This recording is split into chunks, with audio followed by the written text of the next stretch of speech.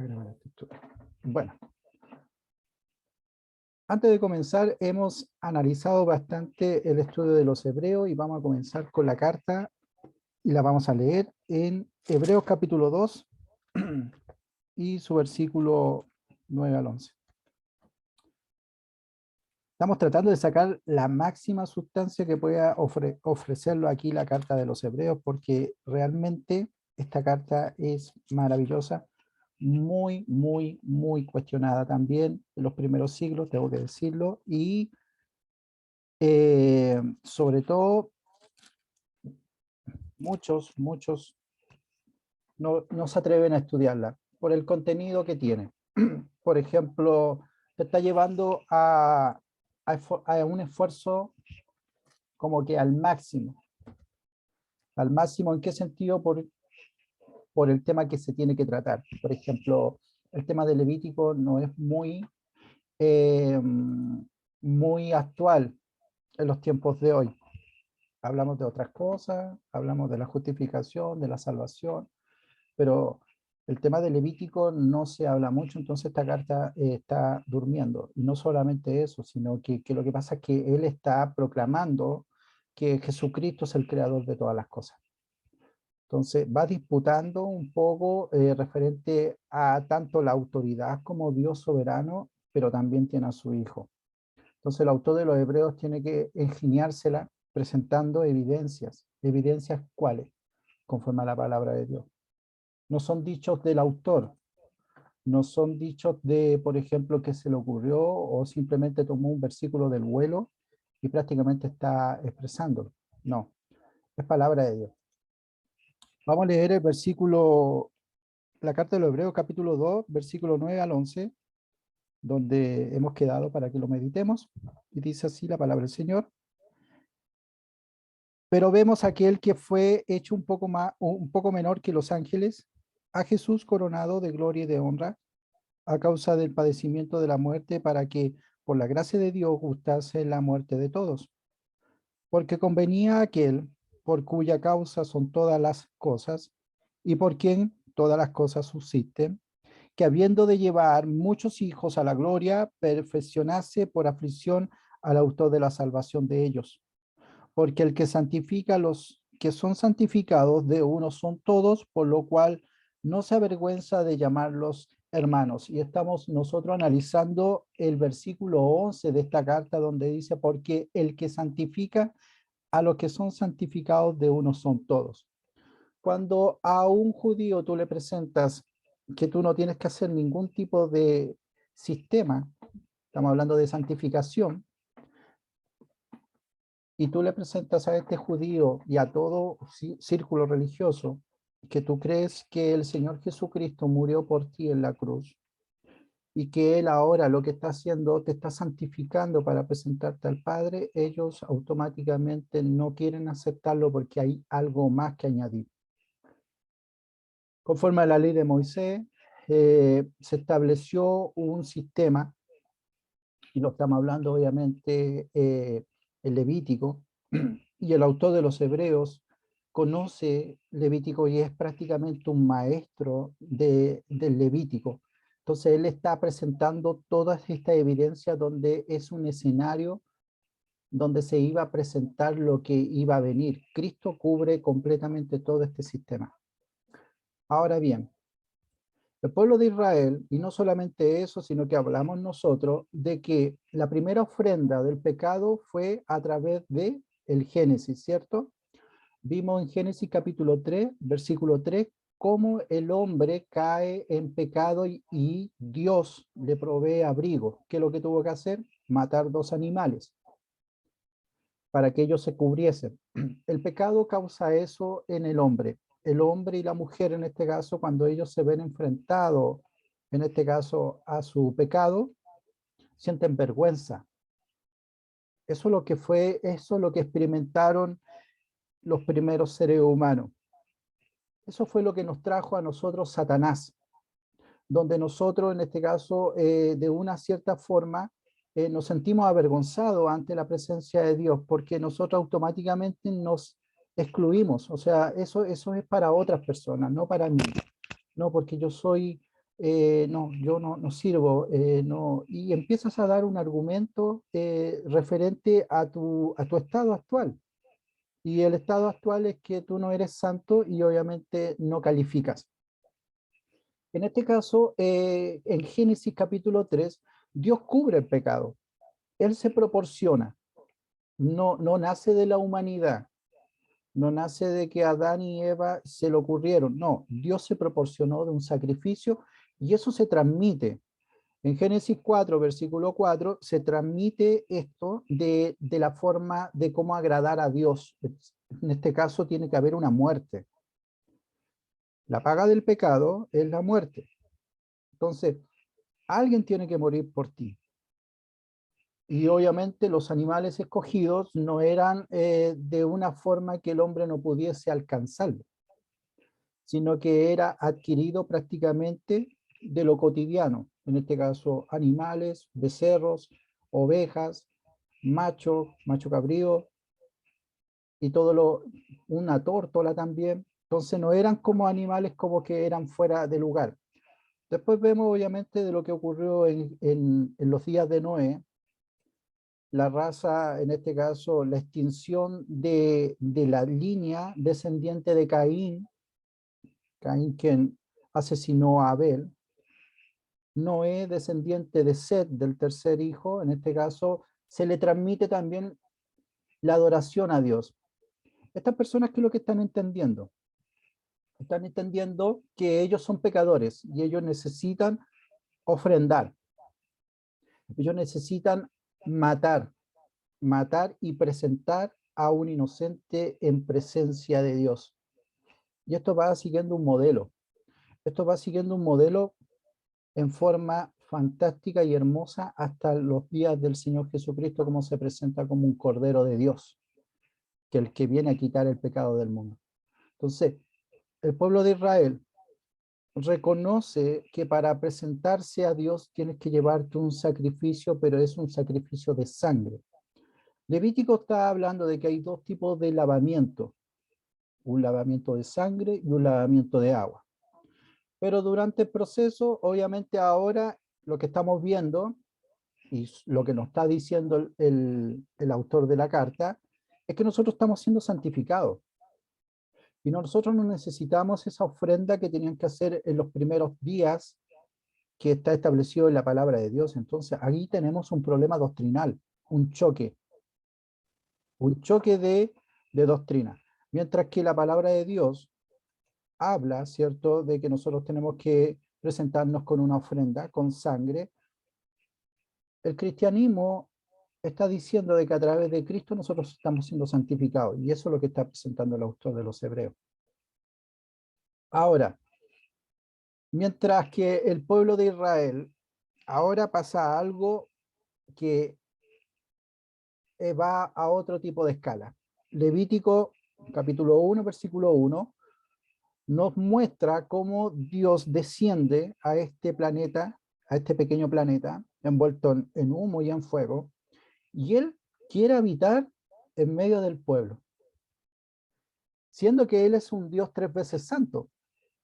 Entonces, es algo sorprendente, porque la humanidad, en este caso, se elige un pueblo, puede ser cualquiera, pero se eligió el pueblo de Israel para que estas personas pudiesen transmitir a nosotros cómo es una relación con un Dios 3 veces santo.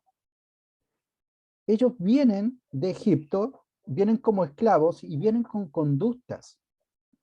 Y ellos no eran muy buenos o bien calificados, porque la única persona que podía decirse que podía tener un poquito de educación era Moisés, que había sido criado obviamente en casa de Faraón como un príncipe. Mientras que el resto de la gente eran personas que no tenían letra y obviamente una conducta completamente pagana, llena de idolatría. Pero nuestro Dios se digna a tratar a estas personas ¿para qué? Para que nosotros nos quedara en este caso como un ejemplo. Ahora voy a correr la lámina van saliendo del éxodo, de la salida, van portando inclusive hasta sus figuras seguramente, la idolatría que viene trayendo de Egipto. Ellos pasaron 430 años ahí y van quedándose con esa forma de actuar en este caso. Pueden haber ahí homicidas, pueden haber a lo mejor ladrones, pueden haber adúlteros, pueden haber un sinfín de gente que Dios, en este caso, y su representante, quien es Moisés, tiene que tratar de limpiar al pueblo. Primero lo que tienen que ellos conocer el sistema del Génesis, cómo ellos tienen que presentarse a un Dios mediante la ofrenda.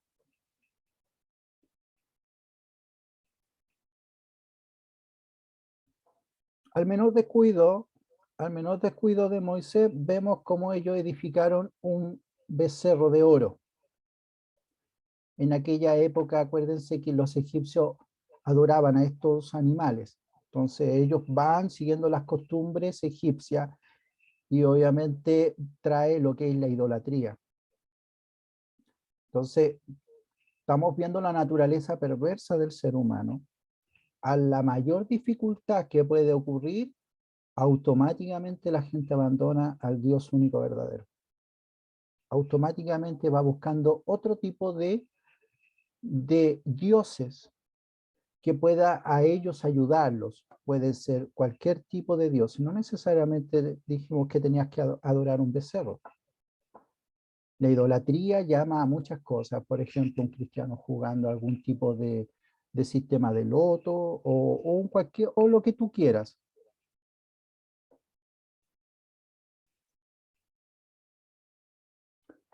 Gente de malos modales, gente que no había, son inconversos, no han cambiado su forma.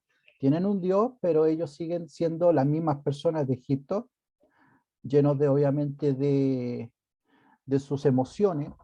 La verdad las cosas, esta gente hay que hacer un reconocimiento de que no quieren ser gobernados. Estas personas todavía están bajo ese yugo del sistema antiguo. Es como que un cristiano se identifica con Cristo, pero todavía él sigue siendo seducido por el mundo.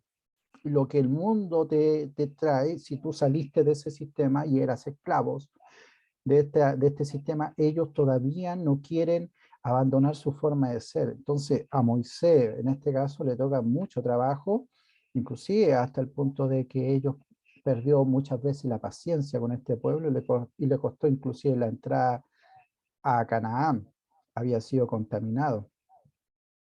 Pero ahora Dios, ¿cómo se lo iba a arreglar? ¿Cómo iba a arreglar este problema que estamos viendo? La gente es así. Y sobre todo las personas que están acostumbradas a trabajar con mucho personal, puede decirte que es un trabajo arduo poder llegar a todas las personas porque cada persona tiene un enfoque completamente distinto.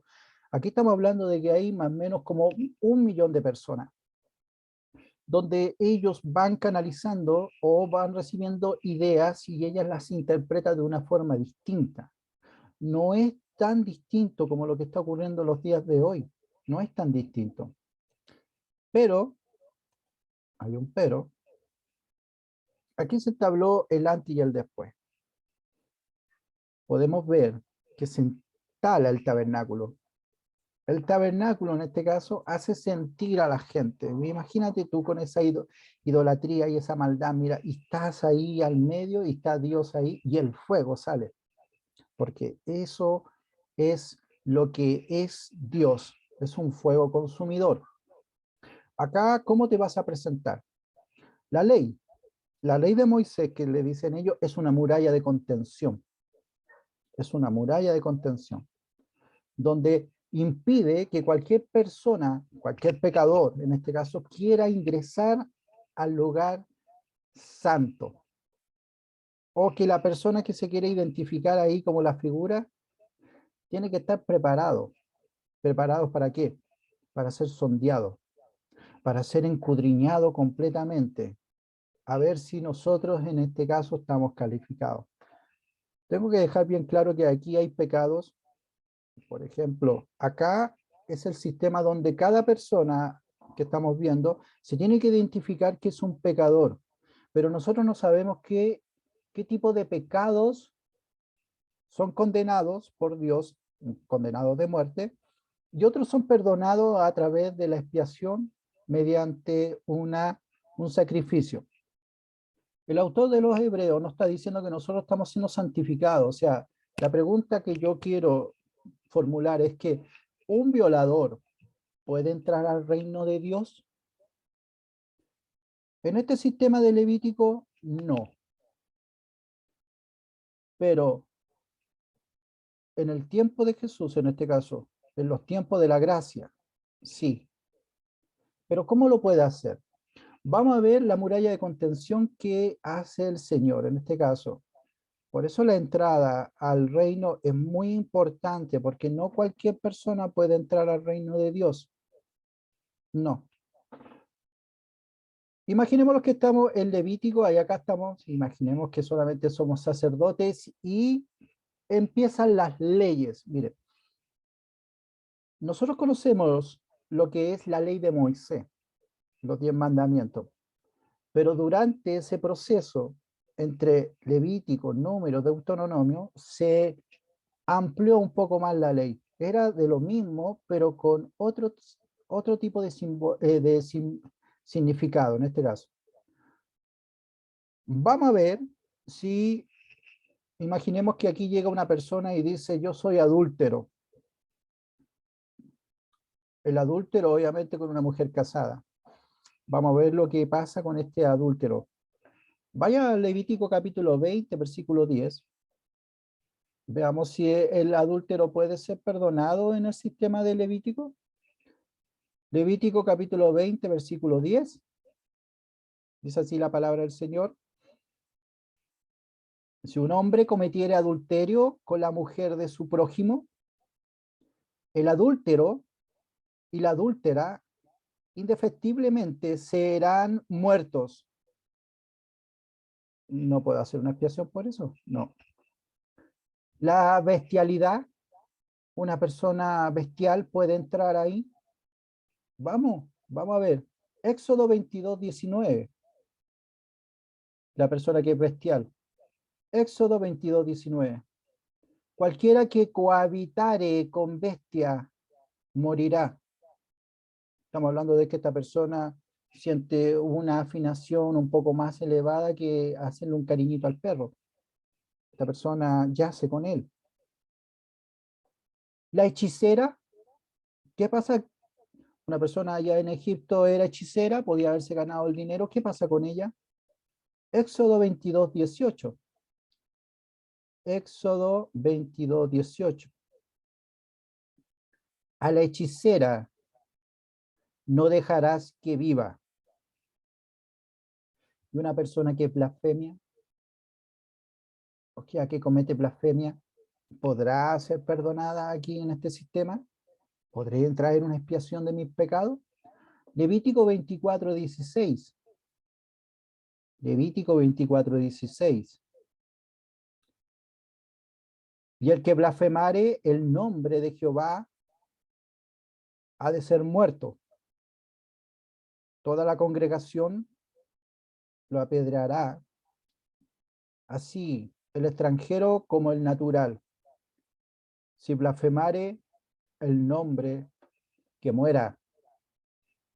No hay, no hay perdón. Y el sexo prematrimonial, una persona que no es casada. Y esto estamos hablando netamente a las personas, a las muchachas que están comprometidas. Deuteronomio 22 nos puede arrojar un poco de luz. Deuteronomio 22, versículo 13, 14 y el 21.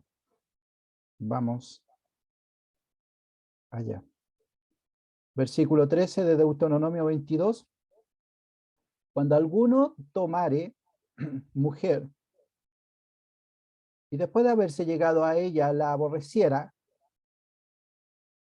versículo 14, y le atribuyere falta que den que hablar, y dijere, a esta mujer tomé y me llegué a ella y no la hallé virgen. Mas si resultare ser verdad que no se halló virginidad en la joven, versículo 21, entonces la sacarán de la puerta de la casa de su padre y la apiedrarán los hombres de la ciudad, y morirá por cuanto hizo vileza en Israel, fornicando en casa de su padre. Así quitarás el mal de en medio de ti. No podía hacer expiación, no podía entrar. Y el falso testimonio en las cosas capitales, un problema de tipo judicial. Deuteronomio 19, versículo 19. Deuteronomio 19, versículo 19. Entonces haréis a él como él pensó hacer a su hermano, y quitarás el mal de en medio de ti. Vamos al versículo 21 de esta misma porción. Y no le compadecerás vida por vida, ojo por ojo, diente por diente, mano por mano, pies por pie. ¿Habían escuchado ese refrán? Ojo por ojo, diente por diente. Esa es la ley del talión. Si a mí me arrancaban un ojo, yo iba a los sacerdotes y pedía la ley del talión. Yo era capaz de ir para allá y le quitaba el ojo a la otra persona. Mano por mano, diente por diente. Esa es la ley del talión. Deuteronomio 18:20. Vamos a hablar de las falsas profecías. Deuteronomio 18:20. Las falsas profecías. Deuteronomio 18:20. El profeta que tuviere la presunción de hablar palabra en mi nombre, dice el Señor, a quien yo no le haya mandado hablar, o que hablare en nombre de dioses ajenos, el tal profeta morirá. No hay expiación. Las relaciones homosexuales venían de Egipto, así que todas estas cosas que estamos leyendo son las cosas que estaban ocurriendo en ese momento. Con esas cosas venían ellos de Egipto. Levítico 18:22. Levítico 18:22. No te echarás con varón como con mujer. Es abominación. Levítico 20, versículo 13. Si alguno se ayuntare con varón como con mujer, abominación hicieron, ambos han de ser muertos, sobre ellos será su sangre. No había perdón ni expiación. Y la idolatría, había una idolatría real y otra virtual. Había una idolatría real y otra virtual. Veamos la real. Levítico 20, versículo 2. Levítico 20, versículo 2. Dirás asimismo a los hijos de Israel, cualquier varón de los hijos de Israel o de los extranjeros que moran en Israel, que ofrecieren alguno de sus hijos a Moloch, de seguro morirá. El pueblo de la tierra lo apiedrará. Esa es una idolatría real. Y Deuteronomio 13, versículos 6 a 10, nos va a hablar lo que es la idolatría virtual. Deuteronomio 13, versículos 6 al 10. Si te incitare tu hermano, hijo de tu madre, o tu hijo, tu hija, tu mujer, o tu amigo íntimo, diciendo en secreto, vamos y sirvamos a dioses ajenos, que ni tú ni tus padres conociste, versículo 7, de los dioses de los pueblos que están en vuestros alrededores, cerca de ti o lejos de ti, desde un extremo de la tierra hasta el otro extremo de ella, versículo 8. No consentirás con él, ni le prestarás oído, ni tu ojo le compadecerá, ni le tendrás misericordia, ni lo encubrirás, versículo 9, sino que lo matarás. Tu mano se alzará primero sobre él para matarle, y después la mano de todo el pueblo, versículo 10. La apiedrarás hasta que muera, por cuanto procuró apartarte de Jehová tu Dios, que te sacó de tierra de Egipto, de casa de servidumbre. Esas son las leyes. Y las conexiones conceptuosas o antinaturales, por ejemplo, yo me puedo casar con la nieta o con tu yerno. ¿Qué pasa con eso? ¿Puede esta persona pedir perdón o seguir participando en el pueblo de Dios? Levítico 20, versículo 11, 14. Las relaciones antinaturales, como título. Levítico 20, versículo 11 al 14.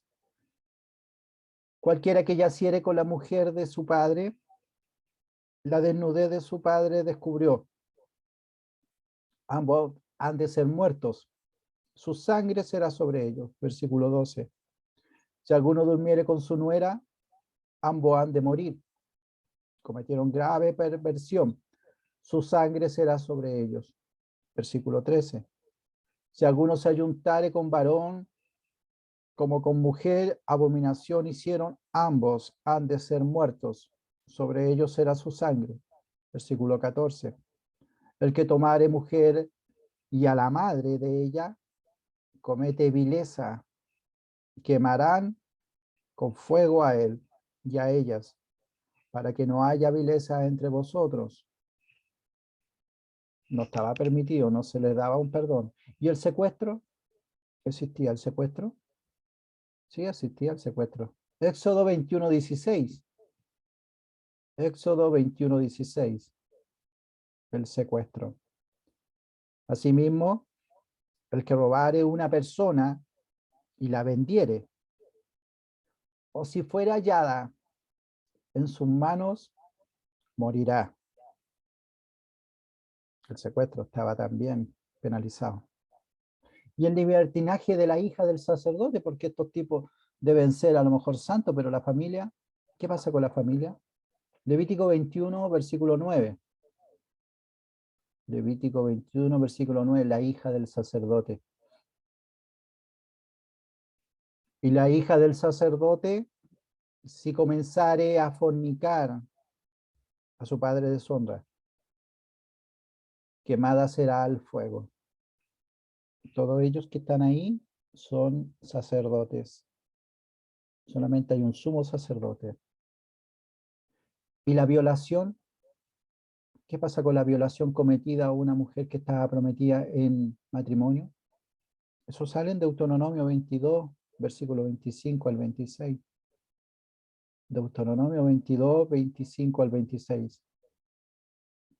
Mas si un hombre hallare en el campo a la joven desposada y la forzara a aquel hombre acostándose con ella, morirá solamente el hombre que se acostó con ella.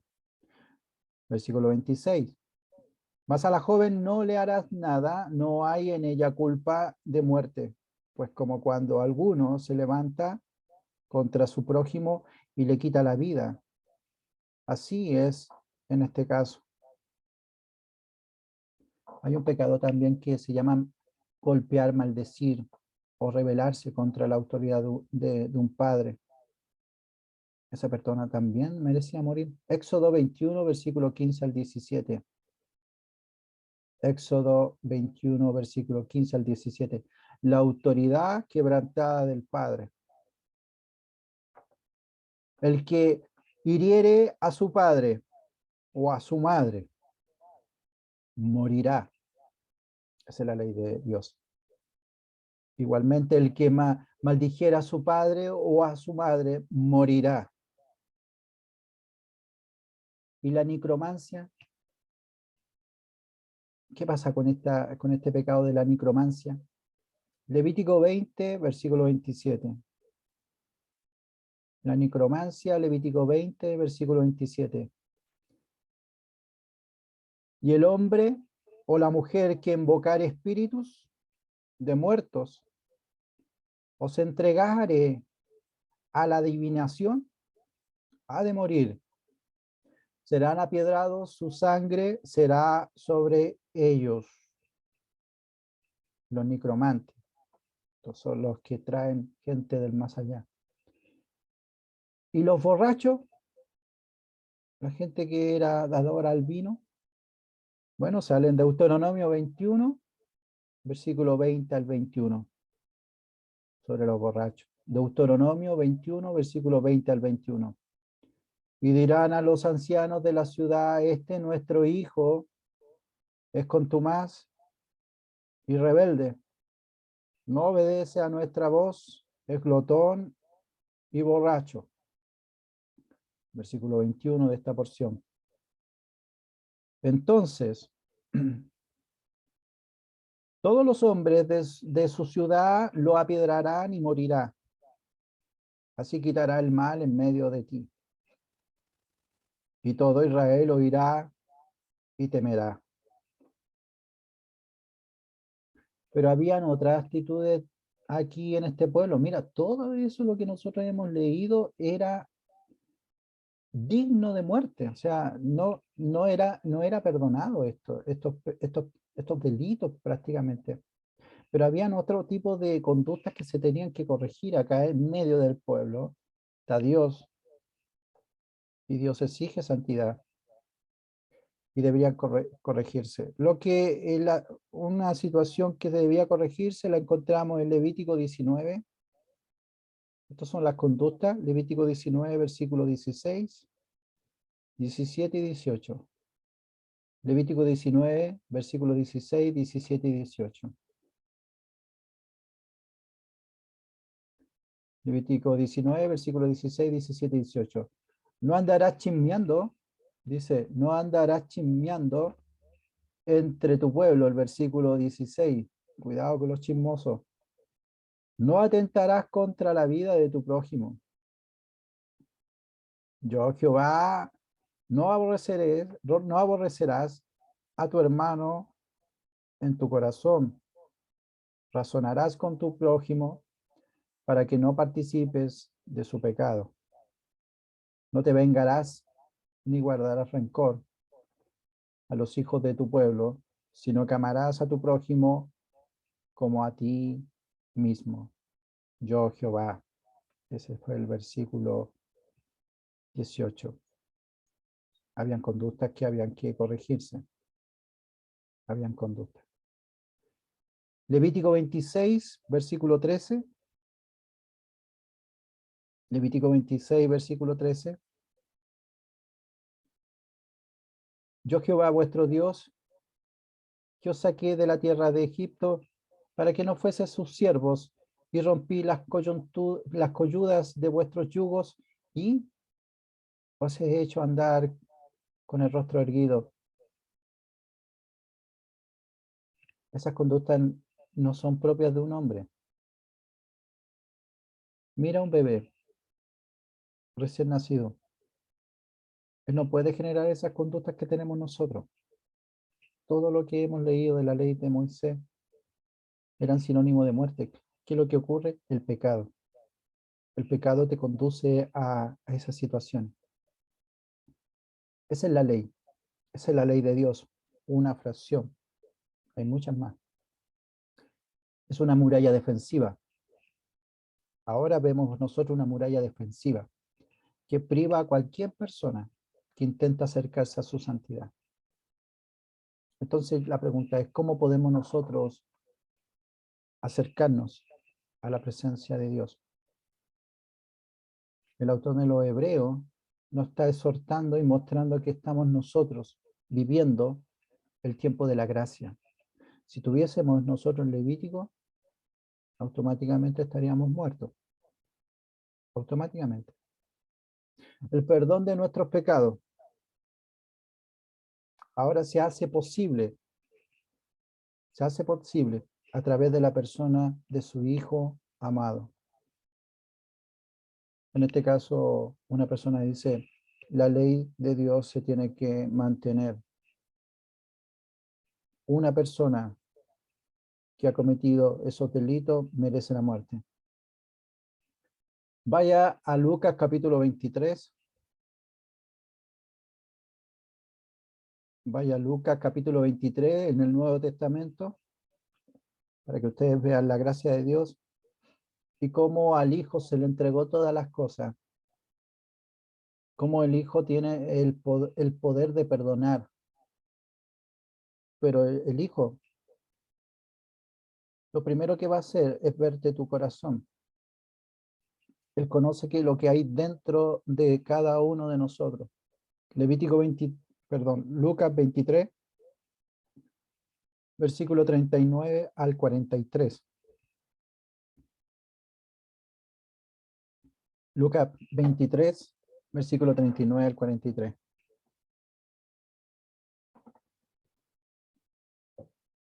Dice así la palabra del Señor. Y uno de los malhechores que estaban colgados le injuriaba. Jesús está crucificado.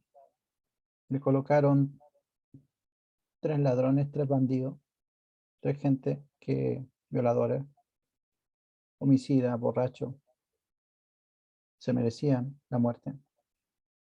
Y el que le injuriaba diciéndole, si tú eres el Cristo, sálvate a ti mismo y a nosotros. Versículo 40. Respondiendo el otro, le reprendió, diciendo, ¿ni aún temes tú a Dios, estando en la misma condenación? 41. Nosotros, a la verdad, justamente padecemos, porque recibimos lo que merecieron nuestros hechos. Mas ningún mal hizo. Versículo 42. Y dijo a Jesús, acuérdate de mí cuando vengas en tu reino. Versículo 43. Entonces Jesús le dijo, de cierto te digo que hoy estarás conmigo en el paraíso. Este hombre recibió el perdón y no necesariamente tuvo que ir a la sinagoga o al templo. Se reconoció que Jesús no había hecho nada, que él era justo y que él merecía morir. Eso se llama el arrepentimiento. Mientras que la otra persona quería que Jesús lo salvara para bajar de la cruz y seguir cometiendo su fechoría. Este hombre quería ir al reino. Y se dieron cuenta que dijo, hoy estarás conmigo en el paraíso. Hoy estarás conmigo en el paraíso. Esta es la palabra más discutida que se puede encontrar prácticamente en la Biblia. Hoy estarás conmigo en el paraíso. ¿Sabe por qué? Porque aquí le está diciendo de que todo él va a estar hoy en el paraíso. No su alma. Hoy estará tu espíritu conmigo en el paraíso. Hoy estará contigo el alma. Hoy estará contigo tu cuerpo. No, dice, hoy estarás conmigo. Todo, todo su ser, su cuerpo, su alma, su espíritu. Hoy estarás conmigo, le dice. Podría haberle dicho el espíritu, ¿cierto? Una nación santa exige la ley de Dios. Pero para nosotros, yo como hombre, es imposible. Porque yo estoy pensando como hombre. van a entablar religiones. ¿Para qué? Para de una u otra forma que tú seas aceptado ante los ojos de Dios. La ley de Dios te mata. Usted vio, estas personas antes de cometer un delito, si ellos salieron de una carpa y vieron a lo mejor la mujer de su prójimo más atractiva de la que ellos tenían, ellos automáticamente tenían que ir al sacerdote y ellos tenían que exponer ese delito y tenían que hacer una expiación. Antes que ocurriese lo que cometía el pecado y lo hiciesen, ellos tenían que cubrirlo. En este caso, el ladrón se arrepintió, reconoció que él merecía el castigo y Cristo cubrió su pecado, lo invitó y no necesariamente tuvo que hacer religión. Un corazón contristo y humillado, un corazón arrepentido de nuestras malas obras, lo que yo he hecho en mi vida, lo que mi pasado me condena. No me siento vencedor, al contrario, me siento avergonzado. Ahí estamos en la puerta. ¿Quién se atreve a entrar a la puerta? Ahí está la puerta del tabernáculo. Ahí están los sacerdotes. Están esperando. Están esperando que alguien cruce el umbral. Alguien que quiera tener una comunión con Dios, de que Él no va a tener una condena. Este es el sistema. Pero este sistema también se llamaba a lo que era el arrepentimiento. Antes que cometieses tú el pecado, engendres tú ese pecado, arrepiéntate. Por ejemplo, una persona podía ir a un sacerdote y le decía, estoy sintiendo codicia con mi hermano porque su mujer es mucho más atractiva. Arrepiéntete, presenta tu ofrenda. Por eso el sacerdote era conocido. Cada tribu, en este caso, se identificaba con su sacerdote. Y este hacía la expiación por él. Ahora él tenía que ver una expiación y tenía que ver una persona que tenía que morir por él. Vimos que el sello de la santificación de una persona es a través del lavamiento del agua. Este servicio se tenía que realizar los sacerdotes una vez que ellos recibían toda la maldad de las personas, tenían que ellos tener este enjuague. Ahora ellos están haciendo eso para poder entrar al lugar santo. Ese era el lugar donde ellos tenían como un reposo. Había el pan del propiciatorio y ellos podían comer ese pan. Cansado de tanto, de tanto escuchar, ¿cierto? De maldades, porque el Sergio siempre iba para allá con el mismo problema, ¿cierto? Ahora ellos tenían que aprender. Ahora tenían que aprender no solamente porque era un tema de higiene, sino que era un lavamiento santo. Nosotros, como cristianos, creemos en dos tipos de lavamiento. La sangre de Cristo nosotros nos cubre de todo pecado. Y ahora viene el sistema de lavamiento. Cristo a mí me lava.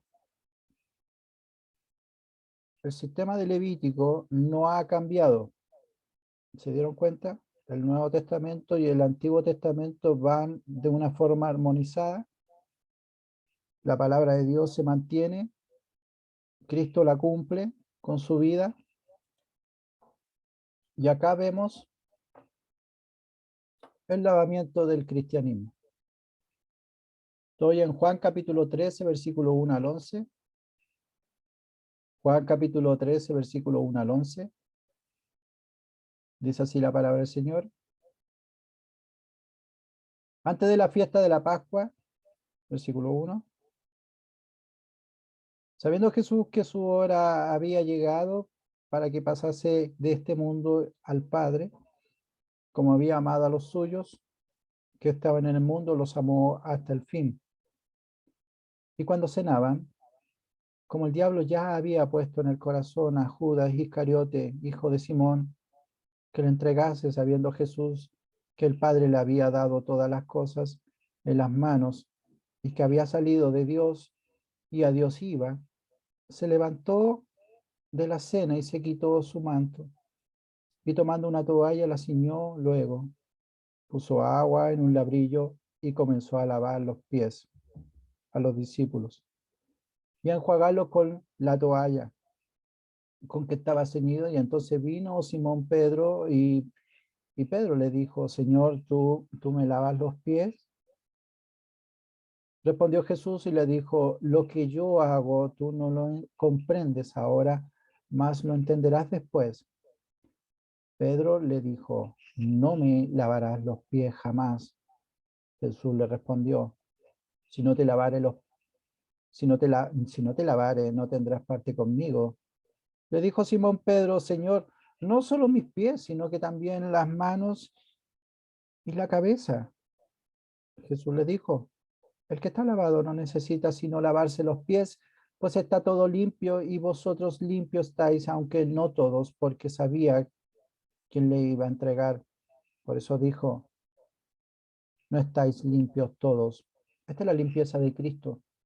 Él vino a este mundo a servir, no a ser servido.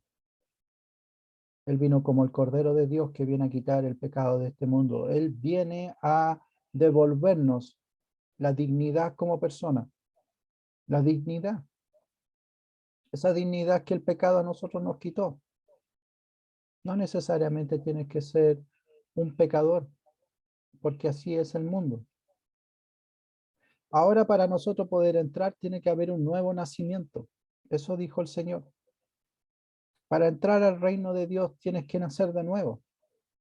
Lo vimos en Juan capítulo 3, versículo 1 al 5.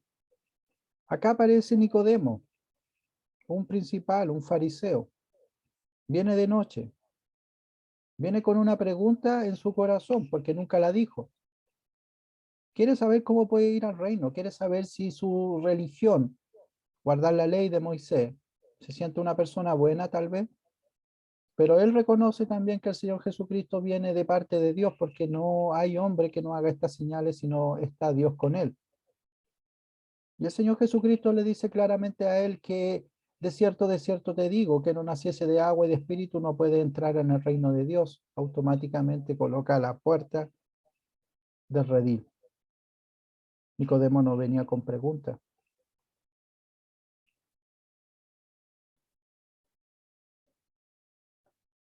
En Juan capítulo 3, versículos 6 al 11, el Señor amplia un poco más la información a Nicodemo porque le está costando y le empieza a explicar qué es el nacimiento en espíritu.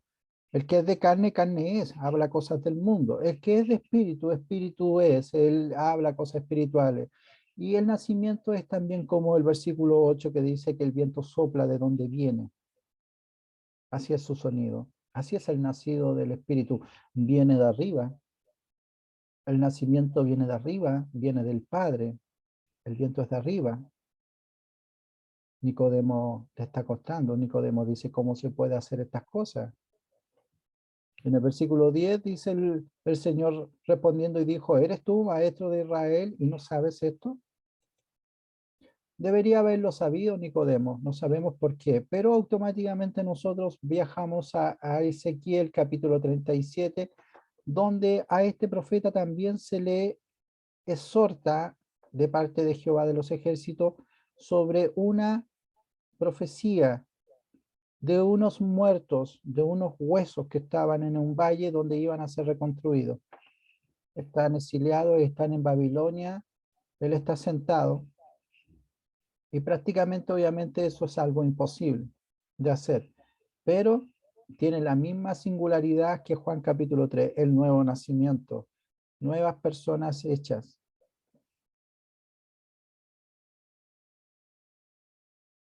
Esta era la visión que tenía este profeta Ezequiel, el valle de los huesos.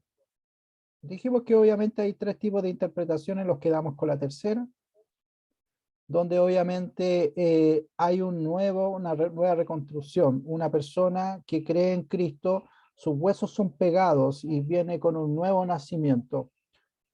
Este es el valle que quedó profetizado en Ezequiel capítulo 3, versículo 15, donde se habló de nuevo en Ezequiel capítulo 3, versículo 15, dice, y vine a los cautivos de Tel Aviv que moraban junto al río Quebar, y me senté donde ellos estaban sentados, y allí permanecí 7 días atónito entre ellos. Estos hombres murieron.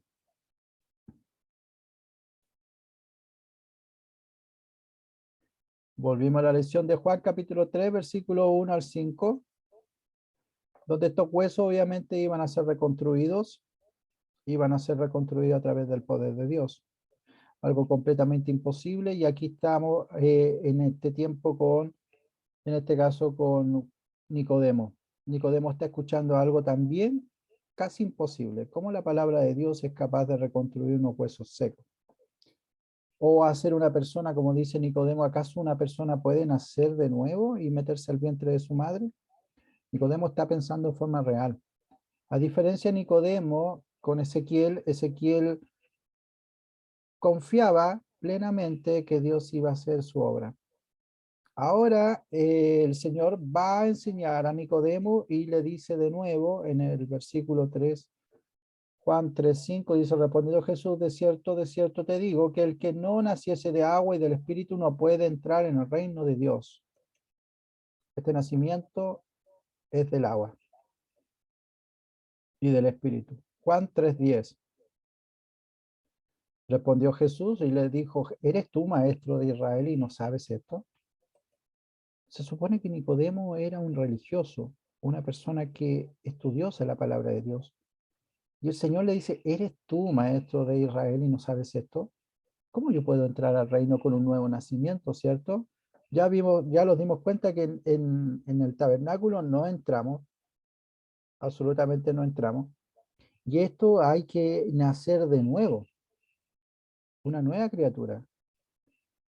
Volvemos de nuevo a Ezequiel, capítulo 37, versículo 9, y dijo, y me dijo, profetiza al Espíritu, profetiza, hijo de hombre, y di al Espíritu.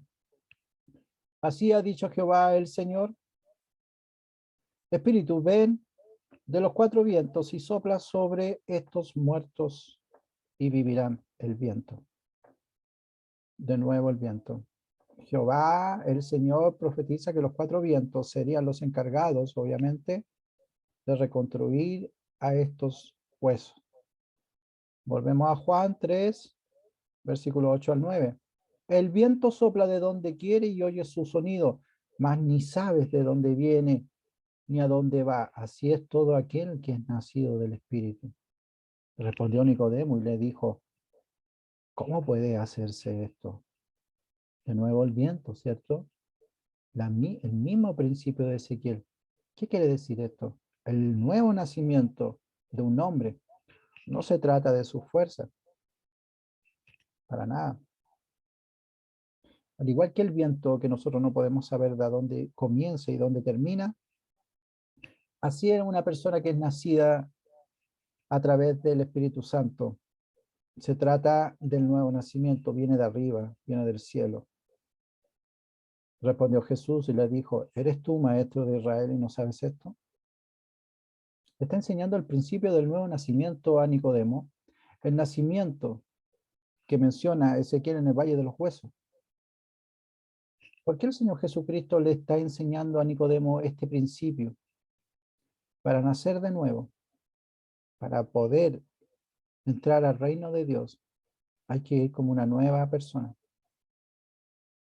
Y este interrogante nosotros lo podemos descubrir en este mismo capítulo, Juan capítulo 3, y su versículo 3 al 2. Vino Jesús de noche y le dijo, Rabí, sabemos que has venido de Dios. Rabí, le dice, sabemos, un grupo de personas, no solamente Nicodemo, sabemos que has venido de Dios. Has venido de Dios. ¿Le está diciendo que salió de Dios? Porque no le dijo, tú hablas de parte de Dios, porque supuestamente los profetas no podían nacer o prácticamente salir de Dios. Sabemos que has venido de Dios, dice.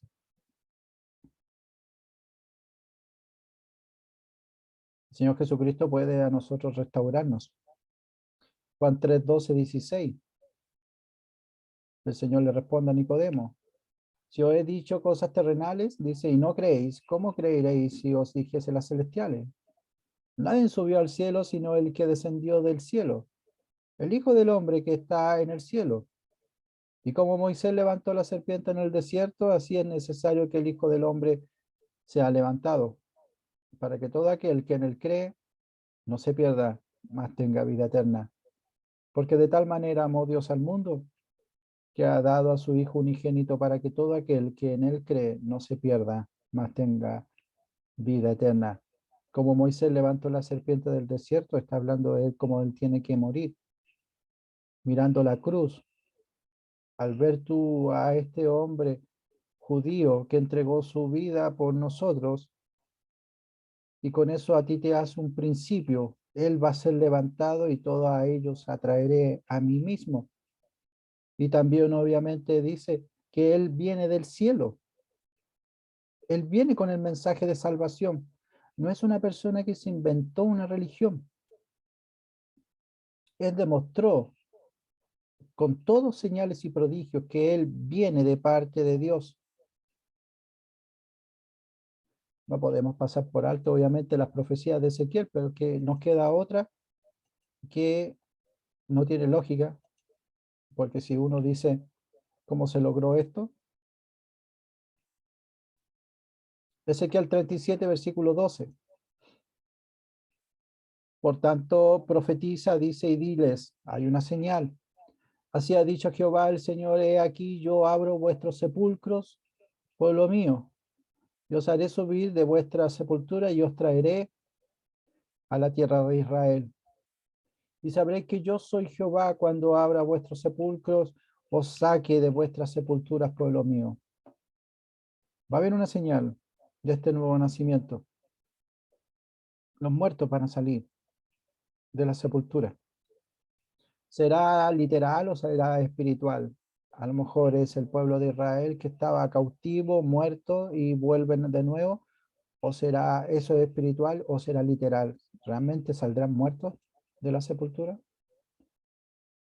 Vamos a Mateo 27, versículos 50 al 53.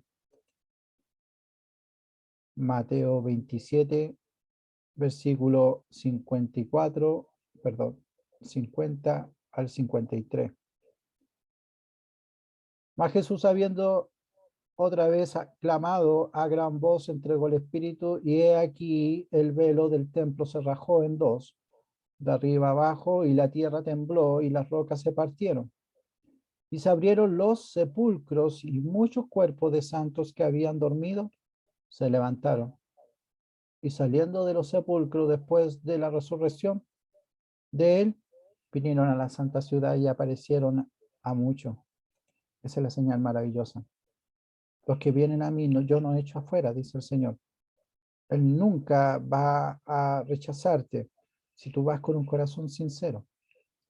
Mira la reacción de los incrédulos, un inconverso, Mateo 27, 54, el centurión que estaba encargado obviamente de ver, está bajando al Señor y dice, el centurión y los que estaban con él guardando a Jesús, estaba guardando el cuerpo, ya estaba muerto, visto el terremoto y las cosas que habían sido hechas, temieron en gran manera y dijeron, verdaderamente este era el Hijo de Dios. No te cuesta mucho decir eso, ¿cierto? ¿No te cuesta mucho decir eso? Que tal vez Jesucristo, no tal vez, Él está capacitado para poder entregarte un nuevo corazón, una nueva actitud, devolverle obviamente estos huesos secos, la vida, cubrirte, cubrirte con su sangre preciosa a través, y ahora viene lo que es el lavamiento. Ahora tienes que cambiar tu conducta. Hay otro principio. Ya tienes la salvación por la sangre. Estás cubierto de todo pecado. Pero ahora viene una conducta. Tu conducta no ha cambiado. Ahora tienes que tú permitir que el servicio del Señor Jesucristo en Juan capítulo 13, Él empieza a lavar tus pies. Cuando tú empieces a tener esa hostilidad que el mundo de nuevo te empieza a llamar, arrodíllate. Pídele, pídele a Él. Él está esperando. Él está esperando que tú lo reconozcas, que Él es soberano. Está esperando de que tú digas, me rindo. Él es el Rey de Gloria. Y nosotros nos volvemos sus súbditos. Los súbditos de un rey tienen que arrodillarse y proclamar que Él tiene dominio en ti, en tu vida. ¿Quieres tú darle el dominio? ¿Quieres que Él permita que Él controle tu vida? ¿Quieres tú esa seguridad? ¿Quieres ir al reino? ¿O la verdad de las cosas estás muy atrapado en tus delitos y pecados? Si es así, ya vimos cómo el ladrón se arrepintió, estando entre la vida y la muerte. No se acordó absolutamente ni siquiera de su madre, o tal vez de sus hijos, o tal vez del trabajo que tenía. No, se acordó que él merecía ese castigo. Pero Cristo hizo ese intercambio por nosotros. Y ahora Él nos demuestra con su poder de que hubieron esas señales y no solamente religiosos pueden decir, a lo mejor testificar, sino que una persona que era completamente ajena a las profecías de Ezequiel 37. Él dice verdaderamente, dice el centurión, este era el Hijo de Dios.